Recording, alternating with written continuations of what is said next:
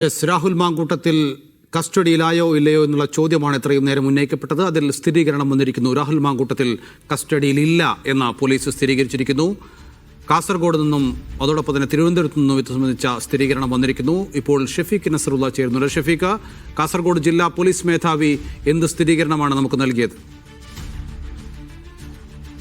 കാസർഗോഡ് ജില്ലാ പോലീസ് മേധാവി കസ്റ്റഡിയിലില്ല എന്ന് സ്ഥിരീകരിച്ചിരിക്കുന്നു. കസ്റ്റഡിയിലില്ല, രാഹുൽ മാങ്കൂട്ടത്തിലിനെ കസ്റ്റഡിയിൽ എടുത്തിട്ടില്ല എന്ന ജില്ലാ പോലീസ് മേധാവി വ്യക്തമാക്കിയിരിക്കുന്നു. ചില രഹസ്യ വിവരത്തിന്റെ അടിസ്ഥാനത്തിലാണ് ഓസ്തൂർ കോടതി പരിസരത്ത് പോലീസ് സന്നാഹത്തെ വിന്യസിച്ചത് എന്നാണ് ജില്ലാ പോലീസ് മേധാവിയിൽ നിന്ന് നമുക്ക് ലഭ്യമാകുന്ന വിവരം.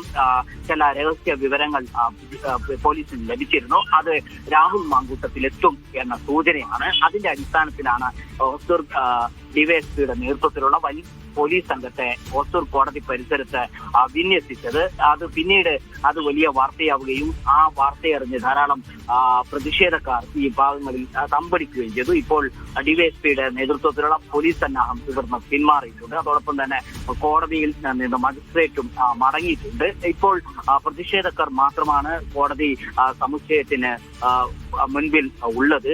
സാധാരണയുള്ള പോലീസ് സംവിധാനം മാത്രമാണ് കോടതി പരിസരത്തുള്ളത്. ഇന്ന് രാവിലെ മുതൽ തന്നെ കോടതിയും കോടതി പരിസരവും ഒക്കെ പോലീസിന്റെ ഒരു നിരീക്ഷണത്തിലായിരുന്നു. രഹസ്യാന്വേഷണ പോലീസും ഈ ഭാഗങ്ങളിൽ രാവിലെ മുതൽ തന്നെ ഉണ്ടായിരുന്നു. രാവിലെ മുതൽ തന്നെ രാഹുൽ മാങ്കൂട്ടത്തിൽ ഇവിടെ എത്തും എന്നൊരു സൂചന ലഭിച്ചിരുന്നു. സുള്ളിയ ഭാഗത്തുണ്ട്. സുള്ളിയയിൽ നിന്ന് കാസർഗോട്ടേക്ക് വരും. കാസർഗോഡ് നിന്ന് എത്തിയ ഉടൻ ഓസ്തൂർ കോടതിയിലെത്തി കീഴടങ്ങാനുള്ള ഒരു സാധ്യതയാണ് കണക്കുകൂട്ടിയത്.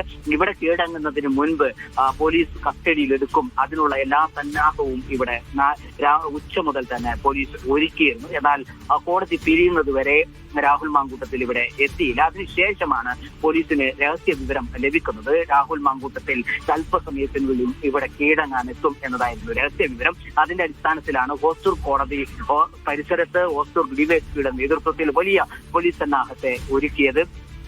ധാരാളം പോലീസുകാരെ പല ഭാഗങ്ങളിലായി സന്നാഹത്തെ വിന്യസിച്ചിരുന്നു. അത് അറിഞ്ഞ് നാട്ടുകാരും അതോടൊപ്പം തന്നെ വിവിധ സംഘടനകളിലെ പ്രവർത്തകരുമൊക്കെ ഈ കോടതി പരിസരത്തേക്ക് ഒഴുകിയെത്തി. അതിന്റെ ഒരു പ്രതിഷേധം BJPയുടെയും DYFIയുടെയും ഒക്കെ നേതൃത്വത്തിലുണ്ടായിരുന്നു. ആ ഘട്ടത്തിൽ കോടതി പിരിഞ്ഞതിന് ശേഷവും രാഹുൽ മാങ്കൂട്ടത്തിൽ ഇവിടെ എത്തി കീഴടങ്ങാനുള്ള സാധ്യത എത്രത്തോളം ഉണ്ട് എന്നൊരു സംശയം ഉയർന്നിരുന്നു. അപ്പോഴാണ് കസ്റ്റഡിയിൽ ഉണ്ടാവാനുള്ള ഒരു സാധ്യത കണക്കുകൂട്ടിയത്. എന്നാൽ അത്തരത്തിലുള്ള ഒരു വാർത്തയും ശരിയല്ല. രാഹുൽ മാങ്കൂട്ടത്തിനെ അതായത് രാഹുൽ മാങ്കൂട്ടത്തിനെ കസ്റ്റഡിയിൽ എടുത്തിട്ടില്ല ഇതുവരെ. ഇപ്പോഴും അന്വേഷണ സംഘം രാഹുലിനായി തെരച്ചിൽ തുടരുകയാണ്.